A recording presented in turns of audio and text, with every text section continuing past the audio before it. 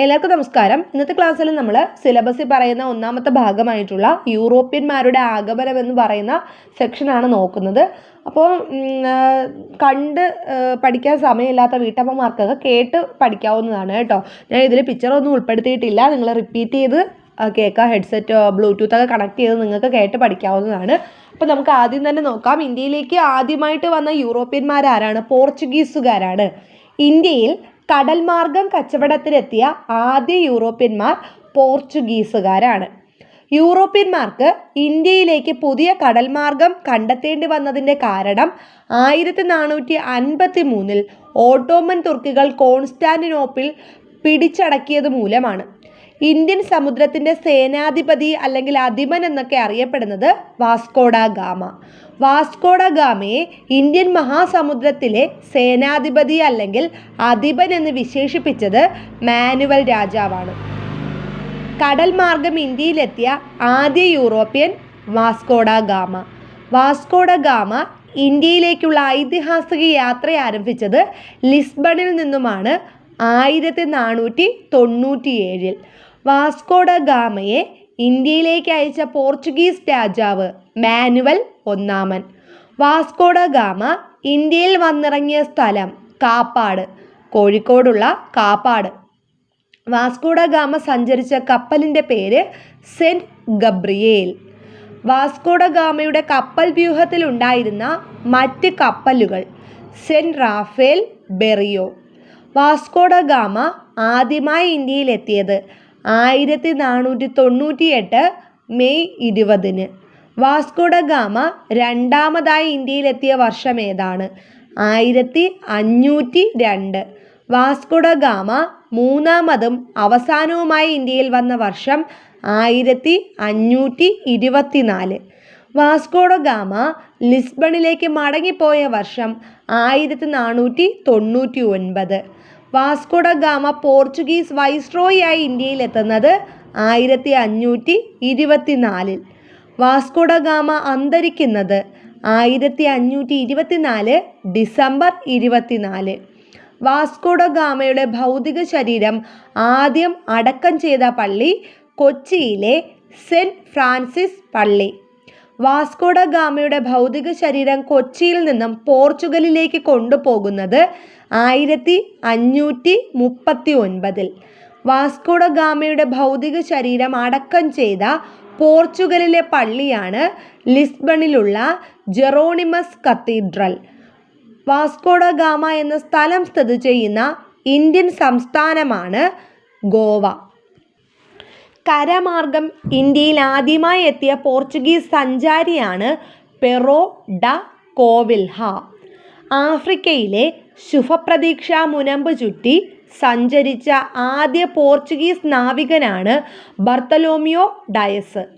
Vasco da ഗാമയുടെ പിൻഗാമിയായി ഇന്ത്യയിലെത്തിയ Portuguese നാവികൻ Pedro Alvarez കബ്രാളാണ്. 1500 ഇന്ത്യയിലെത്തുന്നത്. കൊച്ചിയിൽ പണ്ടകശാല സ്ഥാപിച്ച പോർച്ചുഗീസ് നാവികൻ അൽവാരസ് കബ്രാളാണ്. ബ്രസീൽ എന്ന രാജ്യം കണ്ടെത്തിയ പോർച്ചുഗീസ് നാവികൻ അൽവാരസ് കബ്രാൾ. ഇന്ത്യയിലെ ആദ്യത്തെ Portuguese viceroy Francisco de Almeida. ഇന്ത്യയിലെ ആദ്യത്തെ Portuguese viceroy Francisco de Almeida. ശക്തമായ നാവികപ്പടയെ വളർത്തിയെടുക്കുന്നതിലൂടെ സമുദ്ര മേധാവിത്വം സ്ഥാപിച്ച് പോർച്ചുഗീസ് വ്യാപാരം വളർത്തുക എന്ന അൽമേഡയുടെ നയമാണ് നീലജല നയം.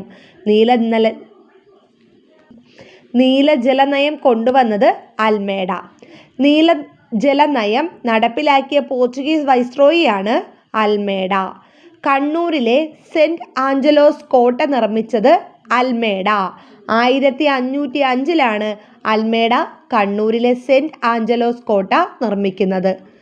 പറങ്കികൾ എന്നറിയപ്പെടുന്നത് പോർച്ചുഗീസുകാരെയാണ്. ഇന്ത്യയിൽ രണ്ടാമത്തെ പോർച്ചുഗീസ് വൈസ്രോയി ആയത് അൽബുക്കർക്കാണ്. ഇന്ത്യയിൽ പോർച്ചുഗീസ് സാമ്രാജ്യത്തിൻ്റെ സ്ഥാപകനായി അറിയപ്പെടുന്നത് അൽബുക്കർക്ക്. ഇന്ത്യയിൽ പോർച്ചുഗീസ് കോളനിവൽക്കരണത്തിന് നേതൃത്വം കൊടുത്ത വൈസ്രോയി അൽബുക്കർക്കാണ്. കോഴിക്കോട് നഗരം ആക്രമിച്ച പോർച്ചുഗീസ് വൈസ്രോയി അൽബുക്കർക്ക്. പോർച്ചുഗീസുകാരും ഇന്ത്യക്കാരും തമ്മിലുള്ള വിവാഹത്തെ പ്രോത്സാഹിപ്പിച്ച പോർച്ചുഗീസ് വൈസ്രോയി അൽബുക്കർക്ക്. ഇന്ത്യയിൽ നാണയ നിർമ്മാണശാല ആരംഭിക്കുകയും സ്വർണ്ണ നാണയങ്ങളും വെള്ളി നാണയങ്ങളും പുറത്തിറക്കുകയും ചെയ്ത വൈസ്രോയി അൽബുക്കർക്ക്. മലാക്കയും ഹോർമൂസും കീഴടക്കിയ പോർച്ചുഗീസ് വൈസ്രോയി അൽബുക്കർക്ക്. പോർച്ചുഗീസുകാരുടെ ഇന്ത്യയിലെ പ്രധാന കേന്ദ്രം ഗോവ. പോർച്ചുഗീസുകാർ ഗോവ കീഴടക്കുന്നത് 1510-ലാണ്. പോർച്ചുഗീസുകാർ ഗോവ പിടിച്ചെടുത്തത് ബിജാപ്പൂർ സുൽത്താനിൽ നിന്നുമാണ്. പോർച്ചുഗീസ് ആസ്ഥാനം കൊച്ചിയിൽ നിന്നും ഗോവയിലേക്ക് മാറ്റിയ വൈസ്രോയി അൽബുക്കർക്ക്. പോർച്ചുഗീസുകാരും കോഴിക്കോട് സാമൂതിരിയും തമ്മിൽ കണ്ണൂർ സന്ധി ഒപ്പുവയ്ക്കുന്നത് 1513. പോർച്ചുഗീസുകാരും കോഴിക്കോട് സാമൂതിരിയും തമ്മിൽ കണ്ണൂർ സന്ധി ഒപ്പുവയ്ക്കുന്നത് 1513. പോർച്ചുഗീസുകാരും കോഴിക്കോട് സാമൂതിരിയും തമ്മിൽ പൊന്നാനി സന്ധി ഒപ്പുവയ്ക്കുന്നത് 1540. ഗോവയെ പോർച്ചുഗീസുകാരിൽ നിന്നും മോചിപ്പിക്കുന്നത് 1961 ഡിസംബർ 19. ഗോവയെ പോർച്ചുഗീസുകാരിൽ നിന്നും മോചിപ്പിക്കുന്ന വർഷം 1961 ഡിസംബർ 19. ഗോവയെ മോചിപ്പിക്കാനായി ഇന്ത്യൻ സേന നടത്തിയ സൈനിക നടപടി ഓപ്പറേഷൻ വിജയ്. ഇന്ത്യയിലെ പോർച്ചുഗീസ് പ്രവിശ്യകളിൽ സതി നിരോധിച്ച പോർച്ചുഗീസ് വൈസ്രോയി അൽബുക്കർക്ക്. ഗോവ കഴിഞ്ഞാൽ പോർച്ചുഗീസുകാരുടെ ഇന്ത്യയിലെ പ്രധാന കോളനികളായിരുന്നത് ദാമൻ, ദിയു. ഇന്ത്യയിലെ അവസാനത്തെ Portuguese governor general Manuel Antonio Vassalo e Silva. പോർച്ചുഗീസുകാരുടെ സംഭാവനകളാണ് ഇനി നോക്കുന്നത്. മാനുവൽ കോട്ട. ഇന്ത്യയിലെ യൂറോപ്യന്മാർ നിർമ്മിച്ച ആദ്യ കോട്ടയാണ് മാനുവൽ കോട്ട. കൊച്ചിയിൽ 1503-ലാണ് മാനുവൽ കോട്ട നിർമ്മിക്കപ്പെടുന്നത്. ഇന്ത്യയിലെ ഏറ്റവും പഴയ യൂറോപ്യൻ നിർമ്മിതിയാണ് മാനുവൽ കോട്ട. പള്ളിപ്പുറം കോട്ട, വൈപ്പിൻ കോട്ട, ആയക്കോട്ട, അഴീക്കോട്ട, കൊച്ചിൻ കോട്ട എന്നീ പേരുകളിൽ അറിയപ്പെടുന്നത് മാനുവൽ കോട്ടയാണ്.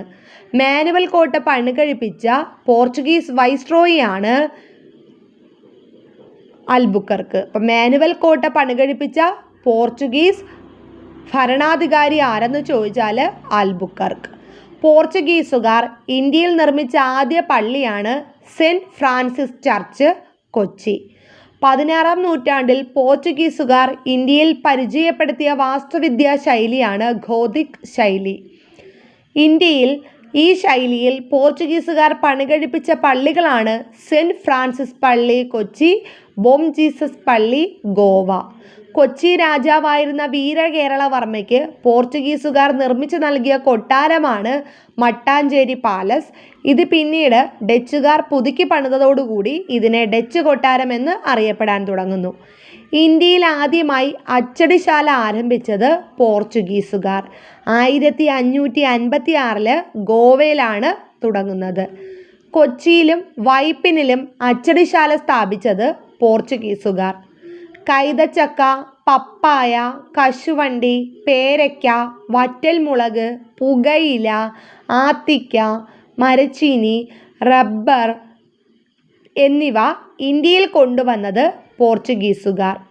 ക്രിസ്തീയ കലാരൂപമായ ചവിട്ട് നാടകം കേരളത്തിൽ പ്രചരിപ്പിച്ചത് പോർച്ചുഗീസുകാർ.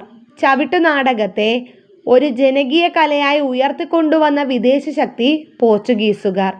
ഇന്ത്യയിൽ ആദ്യമായി യൂറോപ്യൻ സ്കൂൾ ആരംഭിക്കുന്നത് കൊച്ചിയിലാണ്. ക്രിസ്ത്യൻ പുരോഹിതന്മാരുടെ വൈദിക പഠനത്തിനായി സെമിനാരികളും കോളേജുകളും ആരംഭിച്ചത് കൊച്ചി, കൊടുങ്ങല്ലൂർ, വൈപ്പിൻ കോട്ട എന്നിവിടങ്ങളിലാണ്.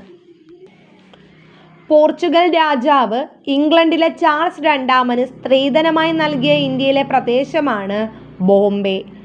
ഇന്ത്യയിലെ ഔഷധ സസ്യങ്ങളെയും സുഗന്ധദ്രവ്യങ്ങളെയും കുറിച്ച് പുസ്തകം എഴുതിയ പോർച്ചുഗീസ് വിഷഗ്വരൻ ഗാർഷ്യ ഡെ ഓർട്ട കേരളത്തിലെ പോർച്ചുഗീസ് അതിക്രമങ്ങളെക്കുറിച്ച് സൂചന നൽകുന്ന ഷെയ്ഖ് സൈനുദ്ദീൻ രചിച്ച കൃതിയാണ് തുഹ്ഫത്തുൽ മുജാഹിദീൻ.